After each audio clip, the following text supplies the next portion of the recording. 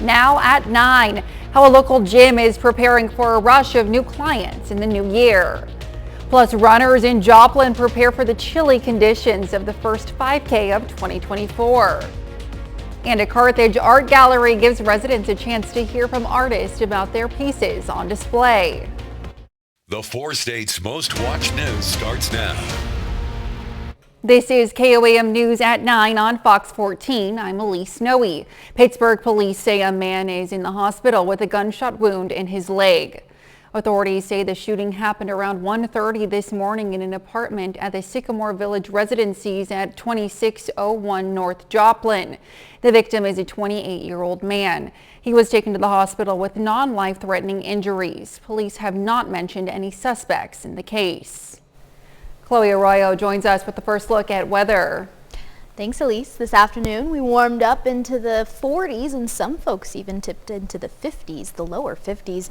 Since then we've cooled off quite a bit. In fact, some of us are below freezing. Monette at 32, Stockton 29, Iola and Chanute, you guys are just a hair above that freezing level, but you guys will soon reach that 32-degree mark and below here in a bit. Here's a look at 7th and Rangeline. Pretty clear outside, not a cloud in the sky, 36 degrees, but it's feeling like 31 because of the slight breeze out there with that. So if you go outdoors this evening, make sure you're keeping that in mind. Now, coming up in a bit, we're going to talk about the end of December temperatures, or should I say December. We'll also have our New Year's Eve forecast, and the new year might even bring some new temperatures. We'll see some warmer temperatures pretty soon here. I'll give you the full rundown here in a little bit. We'll check in with you soon, Chloe. Well, on the first day of the year, Joplin will host the Chilly 5K. The Joplin Road Runners, a local group of runners, is warming up for the big race. KOAM's Fernanda Silva spoke with them.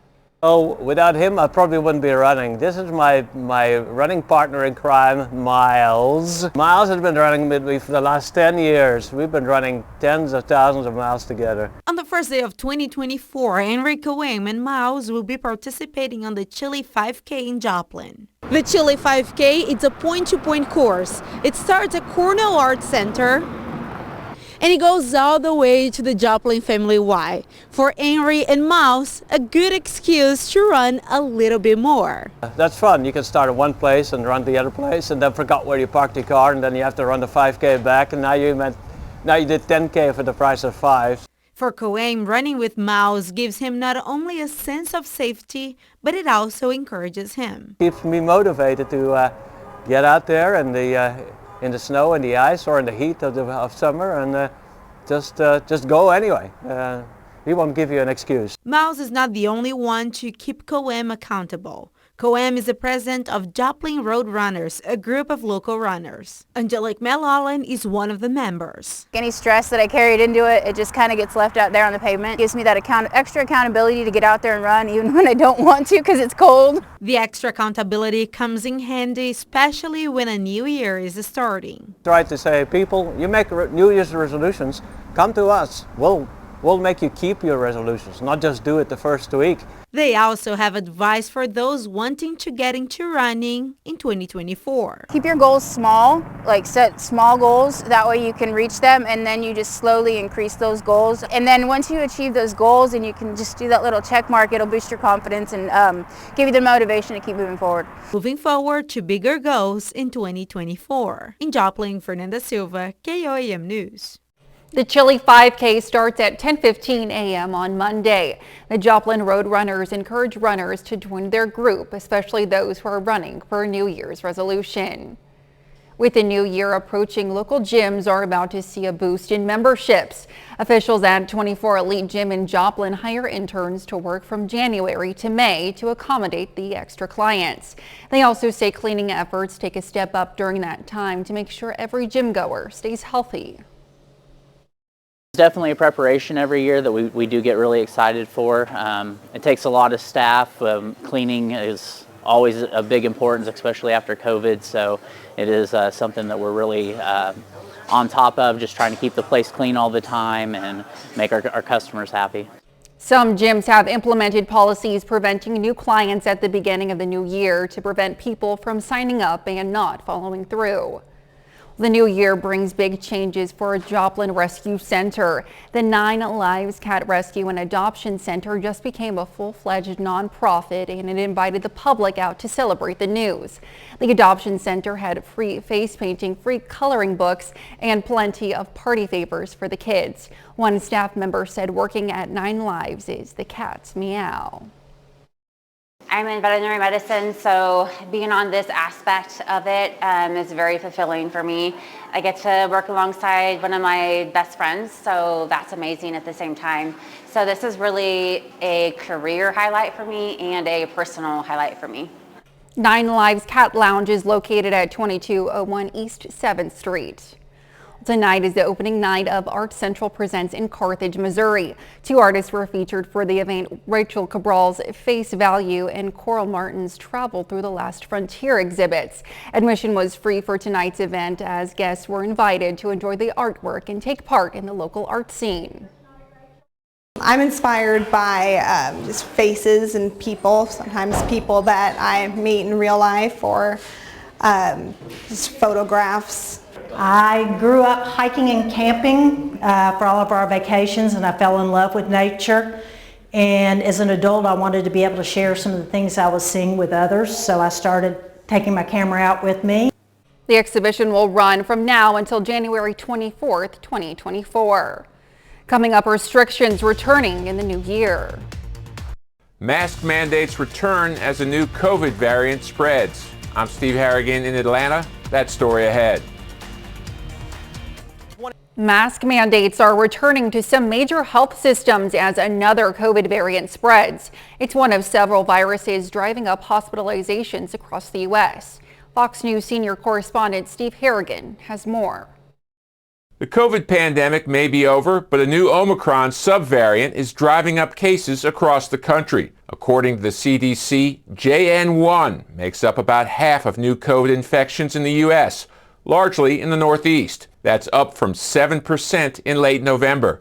Public health officials say there is no indication the variant causes more severe disease than other strains, but with holiday gatherings and travel at peak levels, it could make people more vulnerable to the virus. You create sort of this perfect environment where people can share and have less resistance to things they normally would potentially not get. As COVID spreads, major health systems in Massachusetts and Wisconsin and other states are bringing back mask requirements in some locations. While we may not get that sick, we can of course transmit it then to our, elderly family relatives, neighbors, co-workers, people we care about. The CDC says RSV is also on the rise, with hospital admissions spiking 60% in the past month. A recent study from the New England Journal of Medicine finds the new antibody treatment is more than 80% effective in preventing RSV hospitalization among babies. The drug was approved by the FDA in July for children 19 months and younger. The CDC says as many as 80,000 small children a year are hospitalized with RSV. In Atlanta, Steve Harrigan, Fox News. Iovance Biotherapeutics is continuing to monitor non-small cell lung cancer patients treated in a clinical trial now paused by the FDA. The experimental cell therapy was put on hold after a patient death, and the company says it will work with the FDA to safely resume the trial. Non-small cell lung cancer is the most common type of lung cancer in the U.S. It's common for people to search the internet to get answers to health issues. If you're curious about what people search for the most, Google has just released the top trending health-related questions searched for in the U.S. from 2023. Well, turns out it's strep throat. The top search, how long is strep contagious? That was followed by how contagious is strep throat. Other top searches include how to lower cholesterol and what helps bloating. Chloe is next with a complete look at the forecast. And later, Neosho squares off against Benton in the final day of the Neosho Holiday Classic.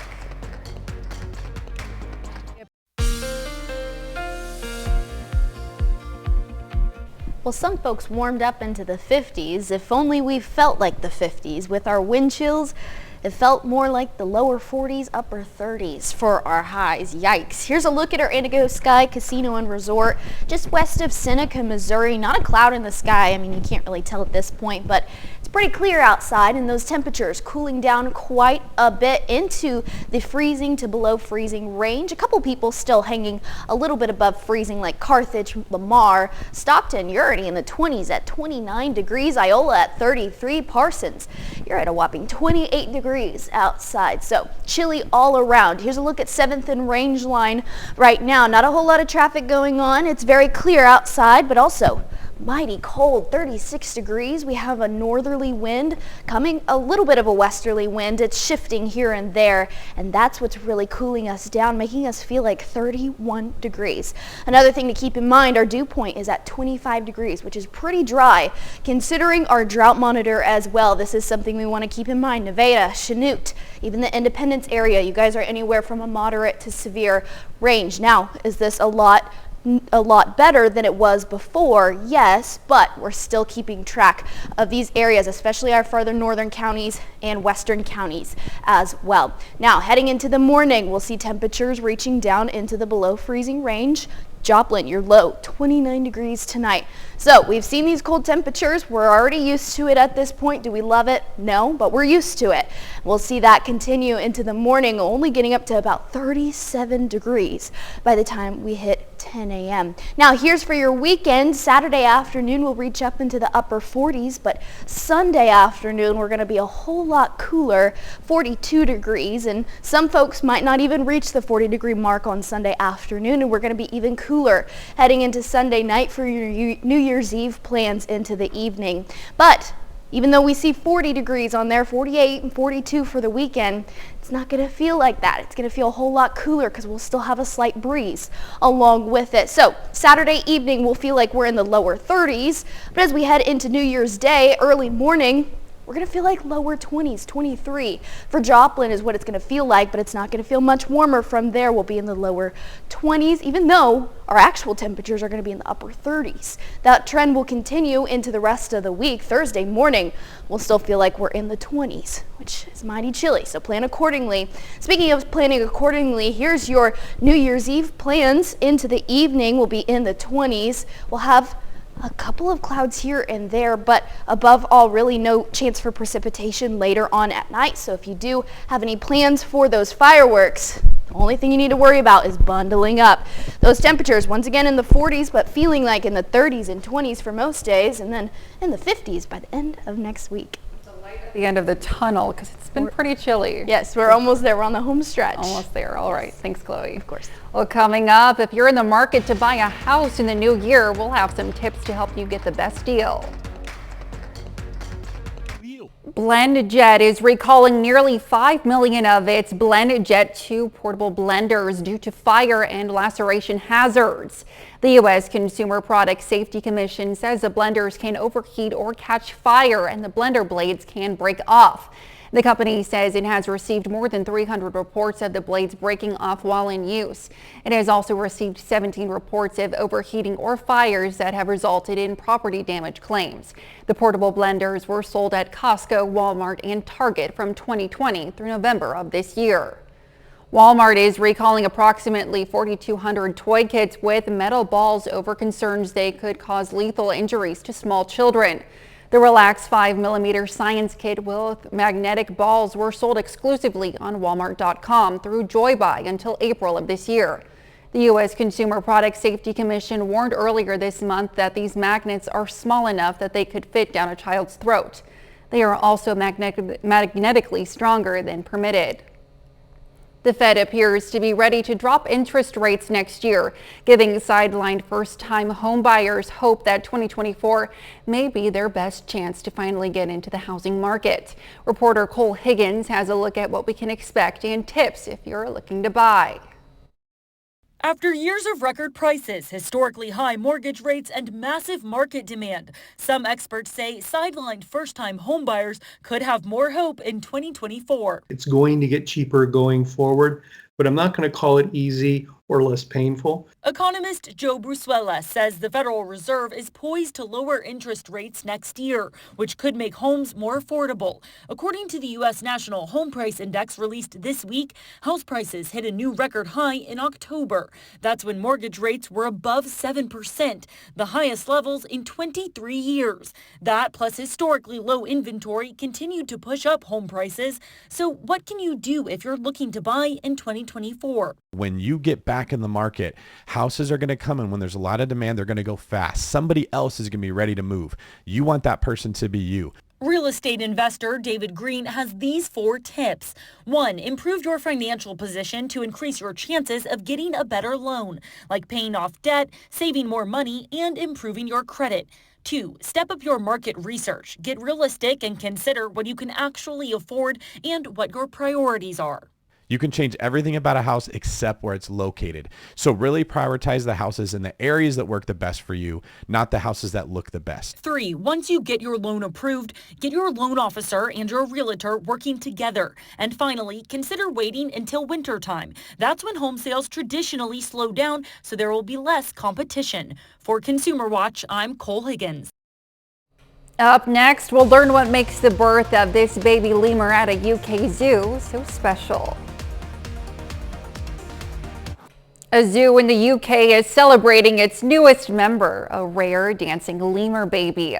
For about 3 months, the baby will ride on its mother's back until it's ready to explore the world on its own. At that point, experts say they will be able to determine the sex of the baby. Dancing lemurs are critically endangered and face a high risk of extinction in the wild, mostly due to deforestation in Madagascar. And in just the last 30 years, their population has dropped by 80%. 30 more minutes of news, weather, and sports coming your way. Ottawa County, Oklahoma says it's looking for volunteers to help with the 2024 election cycle. Plus, GOP frontrunner Donald Trump faces a new legal challenge as another state Supreme Court bans him from the ballot. You're watching the 4 states' most watched news. This is KOAM News at 9 on Fox 14. I'm Elise Noe. Like a good neighbor, the city of Miami, Oklahoma is there with the Good Neighbor Coalition. The coalition counted its blessings today with a look back on 2023, which included not only the work of Mayor Bless Parker, but also a donation of kitchen equipment from the Miami High School. The nonprofit also received a van this year to help them reach further into the community. The van, which for a lot of people may sound kind of mundane, but for here in the county, we're so rural. We get calls all the time from people around the county that if we have a food distribution in town, if we have food banks, if we have whatever's going on, a lot of those people that need it can't get there. So now we have a way of being able to offer transportation to those folks. The Good Neighbor Coalition focuses on helping the homeless and addicted in the Miami community. The 2024 election cycle is just around the corner, and Ottawa County, Oklahoma needs election volunteers. The election board there says it needs both permanent and substitute poll workers. So they have to be at the polling place early, 6 o'clock a.m. for state and national elections, and if it's local, 6:30 a.m. and they have to work until the polls are closed, which is the polls close at 7, but you may not leave the polling place sometimes until 7:30 or later, depending on how many voters you've had in. If you're interested in helping out, contact the Ottawa County Election Board. A second state is blocking former President Trump from the GOP primary ballot after Maine Secretary of State ruled Mr. Trump is disqualified from making another bid for the White House. Fox's Alexandria Hoff is in Washington with the latest on the decision. According to the 14th Amendment of the U.S. Constitution, Maine's top election official has determined former President Trump is ineligible to be on her state's ballot. The state President Biden won in 2020, but that also handed Mr. Trump a single electoral vote. Former President Trump facing another roadblock in his race for the White House. Maine's Secretary of State ruling the 45th president is ineligible to run, given Maine law prevents people from holding government positions if they have engaged in insurrection. It's a very detailed decision. We lay out why under Maine law, the Secretary of State has the authority, indeed the obligation, I'm duty bound to make this determination. The Trump campaign responded, calling the ruling atrocious, saying it would appeal the decision to Maine state courts. His lawyers arguing the former president's remarks on January 6 of 2021 were protected by his right to free speech. On social media, a slew of Republicans also blasted the ruling. North Carolina Senator Tom Tillis calling it an egregious abuse of power and writing he planned to introduce legislation to, quote, stop these partisan officials and ensure any constitutional challenge is only decided by the U.S. Supreme Court. This all comes after the Colorado Supreme Court decided this month to remove Trump from its primary ballot. That ruling has been paused after an appeal from the Colorado GOP, meaning Trump will appear on the primary ballot unless the Supreme Court affirms Colorado's decision. So it is ripe for the Supreme Court to review. There's a conflict among the states, and there's a very weighty issue here, obviously, for the country. And while Maine Secretary of State suspended her ruling while Maine state courts weighed the Trump campaign's appeal, Republican presidential candidate Vivek Ramaswamy restated that he would, quote, withdraw from any state's ballot that ultimately removes Trump from its ballot. In Washington, Alexandria Hoff, Fox News. Law enforcement officials are ramping up security for New Year's Eve festivities in Times Square, including a massive police presence. About 1 million revelers are said to pack the iconic location on Sunday to see the ball drop at the stroke of midnight. With concerns heightened amid ongoing protests against the Israel-Hamas war, officials are warning everyone to be on high alert. And it's not just Times Square security that's getting prepared for the change of the calendar. Organizers today practiced their confetti tossing. Officials have 3,000 pounds of confetti ready to go. Mixed in are tens of thousands of wishes written by individuals that contain resolutions and dreams for the future. Even my own wish, which is to spend more time with my family in 2024, and of course, just peace on earth. I think more than ever, we just want everyone to get along. Shortly after the celebration ends, hundreds of city sanitation workers descend on the area to sweep up the colorful aftermath. More than 1 million people are expected to crowd into Times Square on Sunday night. A bit later, we take a look back at the top caught on camera moments of 2023.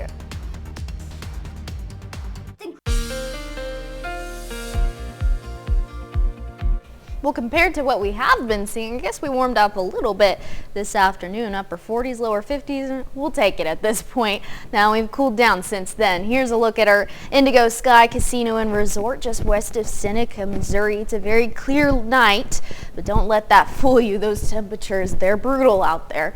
Lower 30s, upper 20s for the majority of us. Monette already at 32 degrees, Stockton 28, Parsons you're at 28 as well. Iola at 32. So we're all going to be below freezing at some point tonight, but a clear night and a calm one at that. Here's a look at 7th and Rangeline. Once again, very clear outside, 36 degrees in Joplin, but we have a slight breeze with that, so it feels like 31 degrees outside. So if you have those evening Friday night plans, bundle up, layer up. The dew point's also at 25 degrees, which is pretty dry compared to what we have been seeing. So our drought monitor, important to note, Nevada, Chanute, Independence, those are the 3 big areas that we want to make sure we're keeping track of on this drought monitor. Now, it has improved in the past couple of weeks, but still something to keep in mind because we're still in that moderate to even severe range for a couple of folks. Into the morning, we'll see temperatures into the lower 20s, 29 for your low in Joplin. We're only going to warm up to 37 degrees by the time we get to 10 a.m. So if you have early morning plans or if you're planning to get outdoors in the morning hours, make sure you're bundling up. We won't warm up too much more onto Saturday, but we'll warm up a little bit more on Saturday than we do Sunday. Sunday, your high, 42 degrees for New Year's Eve. It's going to cool down quite a bit for your evening plans, so make sure you're planning accordingly with that. But though the temperatures are in the 40s, the feel-like temperatures are in the 20s at some points, lower 30s, upper 20s, and then even Monday morning on New Year's Day, notice that, look at there, our feel-like temperatures in the lower 20s, 23, feeling like 23 in Joplin, and we won't warm up very much in the afternoon into the evening. We're going to be into the 20s for our feel like temperatures as well. That's going to continue to trend throughout the rest of the week. Thursday morning will still feel like the 20s. Bringing in the new year with these temperatures, you know the drill. Once again, 20 degree temperatures into New Year's Eve, into early New Year's Day. We'll see those temperatures continue to persist. So make sure you're planning accordingly. Bundle up if you have those firework plans outdoors. Here's a look at the rest of your forecast. I can't reiterate this enough. Temperatures in the 40s, but feel like temperatures in the 30s, but we will see a bit of relief in terms of those colder temperatures at the end of next week. 50 degrees, 51, and then up to 53 by next Sunday. So we'll see a little bit of a change after the beginning of the new year. Absolutely, but we've got to make sure to bundle up in these next few days for sure. Oh yeah, the whole 9 yards, all the coats and everything. Yes, mittens too. Yes. All right, thanks, Chloe. Well, high tides and large swells rushed into coastal areas of Ventura, California, swamping people enjoying their day at the beach. At least 8 people were taken to the hospital with injuries. 15-foot waves slammed retaining walls and flooded a seaside hotel. People living in the area say seeing such high waves is a first for them. Well, coming up in sports, Mitch Holthus reviews the Chiefs' final home game of the regular season. Plus, McDonald County and Seneca boys basketball faced off in the Neosho Holiday Classic. Brock Baldridge has those stories and more up next.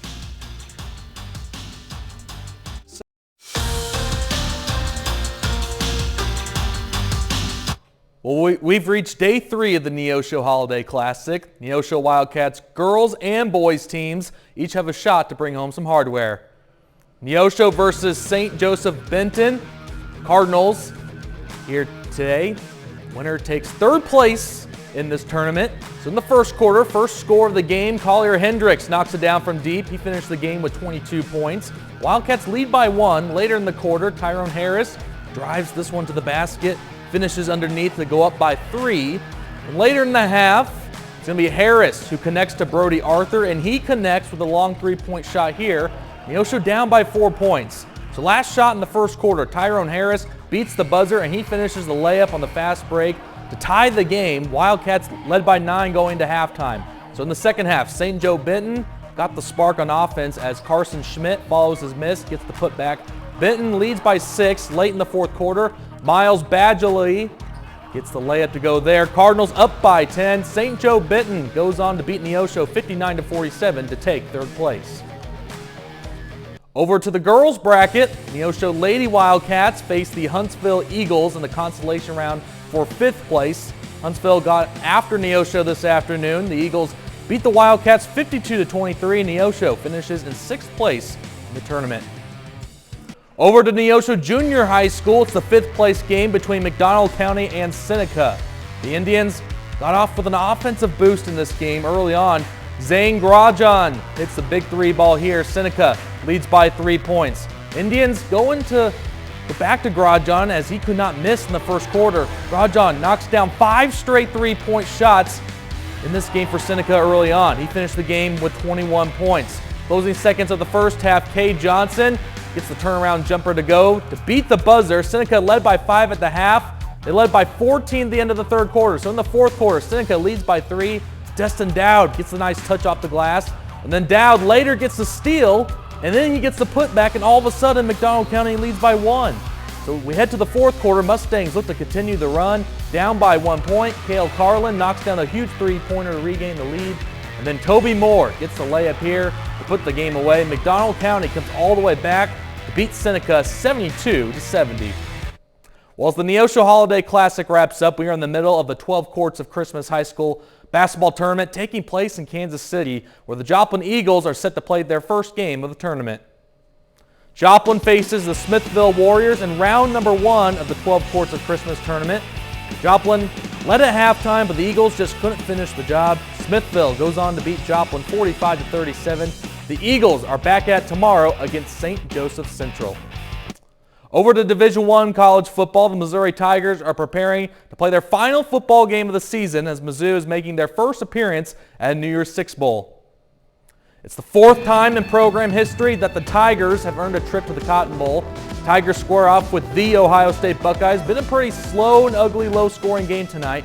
At last check, it was Ohio State who leads Mizzou 3-0 at the very end of the 3rd quarter.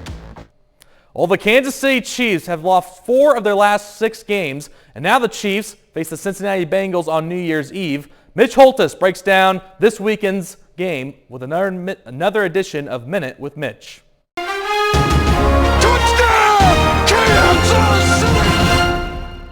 This week, another big game, this time to end the calendar year as the Chiefs entertain the Bengals on New Year's Eve.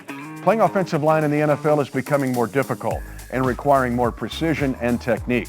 So I'm a huge fan of Chiefs right guard Trey Smith and center Creed Humphrey. They both work at their craft 12 months out of the year. That includes a camp in the summer called OL Masterminds, started by a guy named Duke Manyweather, who is considered an offensive line guru.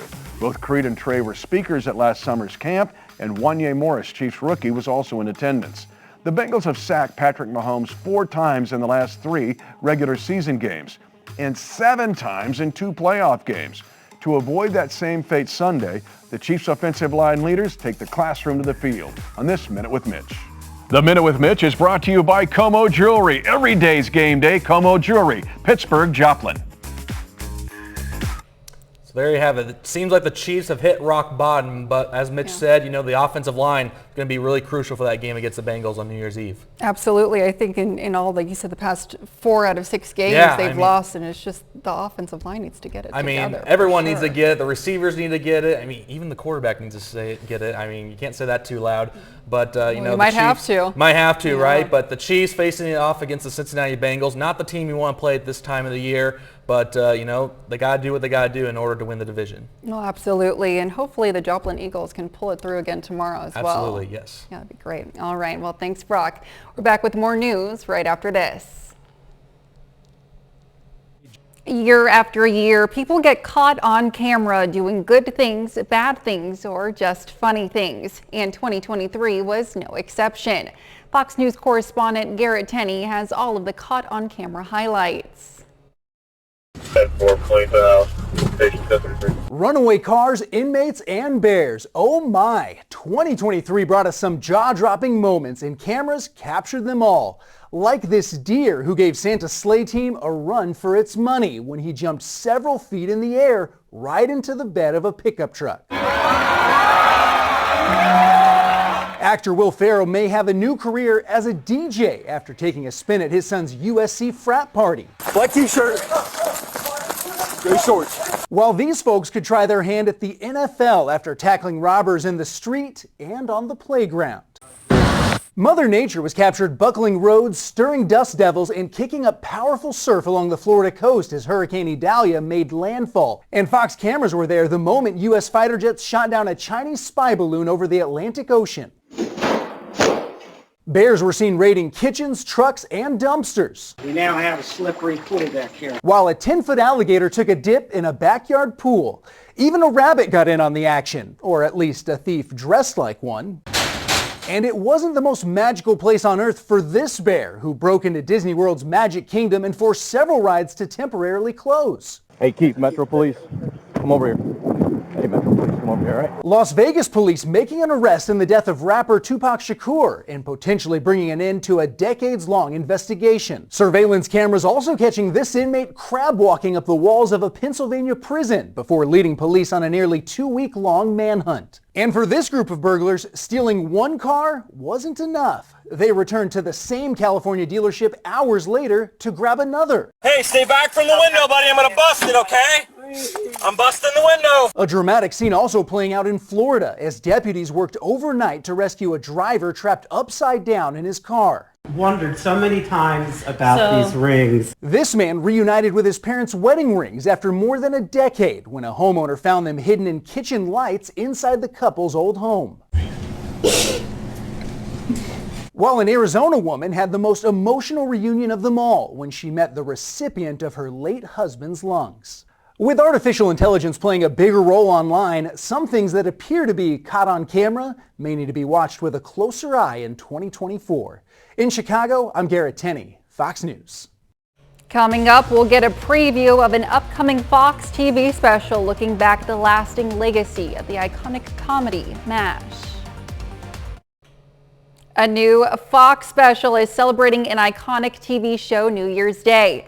MASH, the comedy that changed television, looks at the impact the series had and how it continues to reach audiences. Fox reflected on the show with MASH cast member Mike Farrell, who is featured in this special as we bring you a preview. Here's Fox's Ashley Dvorkin.